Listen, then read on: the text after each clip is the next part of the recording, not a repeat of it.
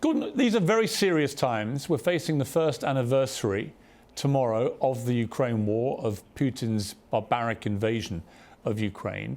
What is your reading of where we are in the war, first of all? Well, I think we've got to, first of all, salute the courage of the Ukrainian people. Lives, buildings have all been destroyed, but the spirit of the Ukrainian people has been indestructible. Hearts have been broken, but I think their courage has been unbreakable. So I think the first thing we've got to say is that, unexpected perhaps a year ago, is the sheer resilience and the willingness to fight back, as we've seen with President Zelensky, but all the Ukrainian people. And the second thing I think is clear is that the unity of the West has been maintained. So America and Europe and NATO, adding Sweden and Finland, have been working together. NATO unity, of course, there's big issues about fighter jets and big issues about tanks, but the unity has held. I think the worrying thing is that the rest of the world has not woken up to the seriousness of the aggression that is being practiced by Putin. We've got to persuade the rest of the world that this is a turning point. If we do not support the Ukrainian people against the Putin assault, then people will think that they can practice aggression with impunity. And that's why I'm wanting Putin to be brought to justice. That's why I favour a special tribunal. That's why the ICC, the International Criminal Court, will not be able to do the job because it cannot try the crime of aggression against Ukraine.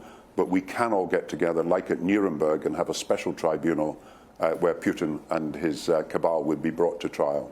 We're both in America. You're in Texas, I'm in New York. A lot of that decision-making will depend on America's support. Do you think that President Biden will go along with what you would like to do? Well, I think it's been remarkable that President Biden has visited Ukraine this week, and I think he should be congratulated. I know you did in your columns and in your television interviews say that this was a very special thing that Biden did a year on, and I think it's important that he sent that message both to the Ukrainian people and to the rest of Europe that he was 100% behind President Zelensky and what he was trying to do. But you know, the whole of Europe, the European Parliament, the European Union, the Council of Europe, the Nordic countries, the Baltic countries, France perhaps reluctantly to start, Germany perhaps reluctant to start, now the United Kingdom, they've all said a special tribunal should be set up. The exception is still America. You cannot allow the crime of aggression in the modern world to go with impunity. You cannot send out a message that there's a safe haven for those who practice this. You cannot allow there to be a hiding place for criminals like Putin. And whatever is to happen in the future, it is absolutely clear that you can prove that the crime of aggression was initiated and practiced, continues to be practiced. And of course, the innocent civilians, rape, mutilation, all the torture that has been carried out by Russian soldiers, that arises from the foundational crime, the crime of aggression, the one that was brought for the Nazi war criminals in 1946, and the one that is relevant as a crime to be prosecuted today. So America, I hope, will come along with Europe. Europe has gone with America on so many issues. America, I think, and President Biden should use Friday, should use the day to say, look, this is the time when we'll add the judicial action to everything else that we're doing. You had an extraordinary first encounter with Vladimir Putin at the Kremlin when you were the Chancellor of the Exchequer in the UK government, 2006. And it was quite chilling, actually, when you recounted what happened there, because he made you sit in a smaller chair so that you had to look up at him. And then he started reading you out all this information about yourself, almost in a way to say, I know about you, I know where you live, buddy, kind of stuff. Yeah, it was the old KGB agent. And as you know, Putin is a small man. He sits at a desk above you, you're in a settee and you're sort of sinking into that settee, so you've got no choice but to look up at him. And he's issuing threats. You know, we're going to sell our oil to the east and not to the west. Gas will never come to Europe if you don't do what we say. And of course, later, if you have an expansion of NATO, there's going to be retaliation. What I understood immediately, now some people thought you could do business with Putin. I never thought that. What I understood immediately was that this guy, all he understands is strength. He'll exploit any weakness, totally opportunist in doing so. And you've got to send out a message of strength, and it's got to be united in the way that you convey that message. And we had to deal with Litvinenko's assassination, as you know, on the streets of London. We knew Putin was planning further assassinations. We had to send a very strong message that we would retaliate and we would not allow this to happen. We gave 24-hour protection to lots of citizens that we knew were being targeted for assassination. He was going to send other killers into the country. And it was only 10 years later, I think, when the guard had dropped, we had been protecting people, the guard had dropped, that we saw the Salisbury killings taking place. I am in no doubt that you cannot trust Putin. He is not a man of his word, that he only understands strength, and it's strength that we've got to show. Now, it's strength we've got to show by unity. You know he's making deals with other countries to sell his oil. 50% of his oil is now going to China and to India.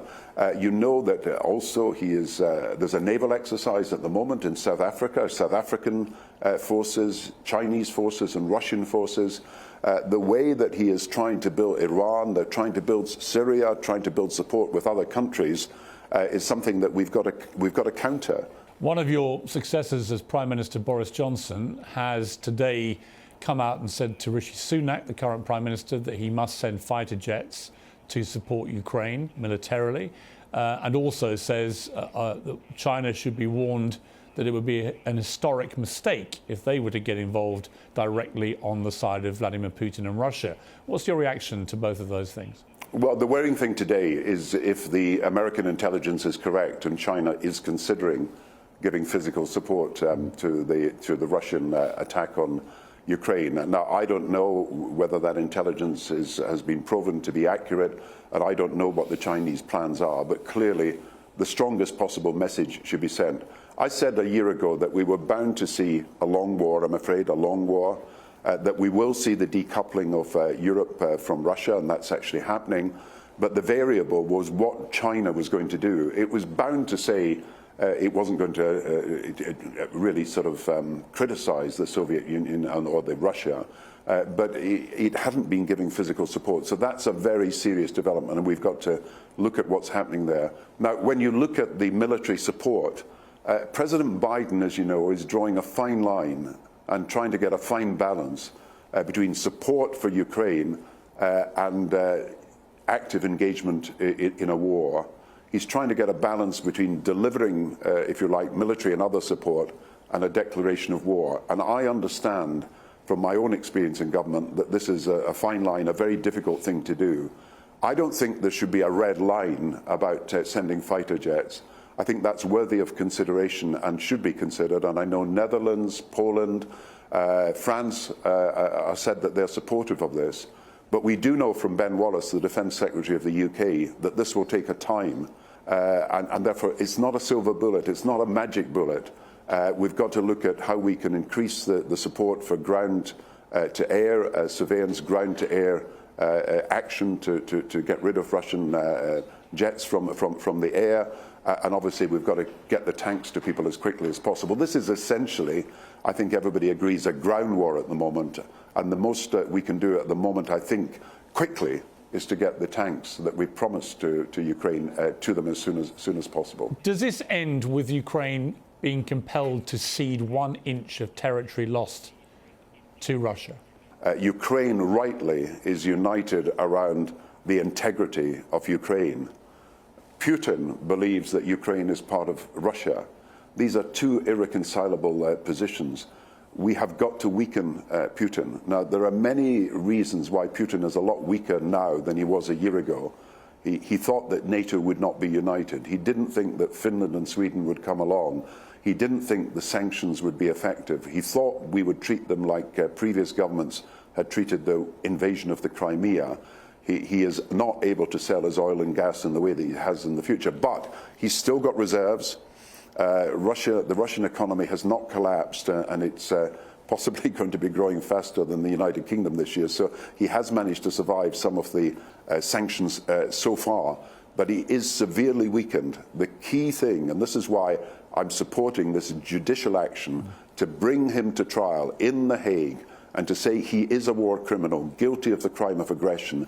The key is to persuade the whole of the world that this is a crime that is completely unacceptable in the modern world. It is possible to imagine, in his absence, Putin being tried in a few weeks' time for the crime of aggression, it's adding to our weaponry, if you like, the military and the material and the moral support, the judicial weapon that was something that has been used since Nuremberg to punish war criminals. Gordon Brown, great to have you making your debut on Piers Morgan Uncensored. Please come back soon. Really enjoyed the conversation. Thank you. Thank you, Piers.